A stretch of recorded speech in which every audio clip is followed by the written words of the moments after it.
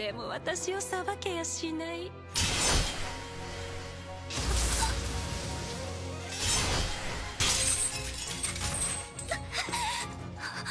分かったらおとなしく血を差し出しなさい。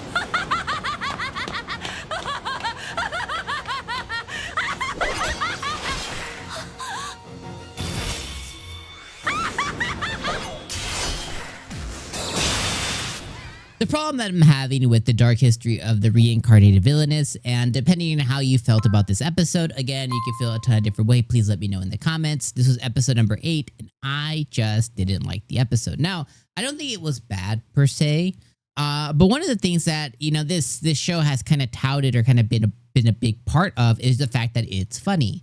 And finding it funny, and I have the sense of humor, my friends, I have the sense of humor of a 13-year-old boy. I laugh pretty easy. And when I don't laugh is when I kind of take notice of like, okay, I understand that they were trying to be funny, right? Like I understand that getting caught in the dungeon, getting the, you know, stripped off of clothes is supposed to be funny in a way and also very fan servicey, right? I understand this trying to service. I understand that Ayana and Chenoweth, whatever his name is, Chlamydia, I don't know what the guy's name is, but the police officer, their banter and the threats and everything else is supposed to be pretty funny. I just didn't really find it funny. The one part that I found, and I'm gonna put quotations. The one part that I did in fact find funny was when the queen was trying to get the police officer guy Chino his clothes off. You know, she went back to a middle school conversation she had with her friends at school, and they were like, "Oh, well, how do they get their clothes off?" And like, there's like no lines here. It's like, you know, and she was like, "Oh, magic, dude, magic. They get it off with magic." So I did find it funny. Again, I want to put quotations. I didn't laugh, but I found the scene funny when the queen tried to get his clothes off and she wasn't able to because of the way that she kind of made clothes work in this world. And then the queen goes after Ayana and she strips her of her clothes and Chino jumps in and we find out that his little sister is in the dungeon that they went into. And, you know, she takes a moment to kind of, you know, be self-sacrificing and then also remember that, hey, I'm the villainess here in this story. Like, I have the power.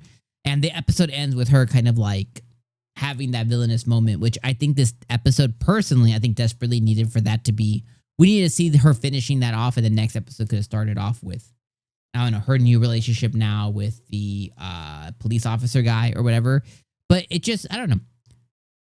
It's one of those things to where I understand that you, and you may not, but I understand that you or maybe somebody else may really be vibing with this and like really liking it.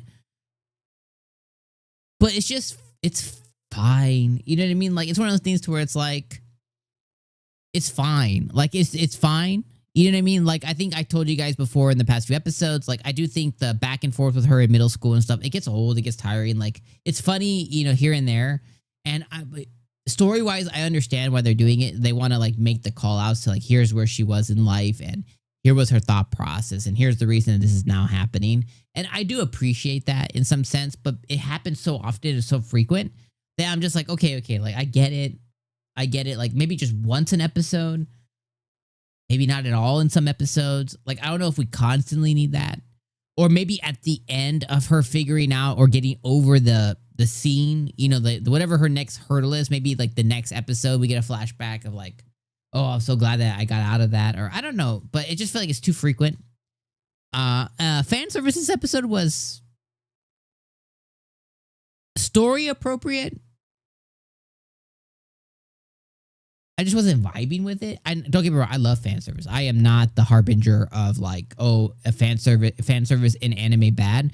I love fan service. Like I'm a big proponent of fan service. Like I am pro fan service. But it's one of those things to where it's like when it's done there's a right way and a wrong way. And for me, if it doesn't add to the episode or if it doesn't add to the anime, like I would prefer it not to be there. Now again, I do think it was story appropriate here. It just felt off, and I don't know really how to put it in the words. It just felt off. I'll just leave it at that. But like, I did appreciate it. You know what I mean? You know, seeing some biddies. You know, we're all out there. But I have no outside of Ayana though. I have no ties to any of the other characters except for the white hair girl. But she didn't get much screen time either. So I would more appreciate fan service when it comes to just RMC and the white hair girl. The rest of them and the queen being a little weirdy about her fantasization. It's new. I guess I'm neutral about it. So overall, another episode. I think it was a 6 out of 10. You can take that for what it is. I think it was an okay episode. Nothing spectacular. And I'll be here for next week on episode number 10. And as a reminder, this show is 12 episodes long. So we have just a couple left. All right. Have a great rest of your Thanksgiving, guys. If you guys are enjoying the holiday in the West, and if you're in the rest of the world, enjoy the rest of your week. Peace.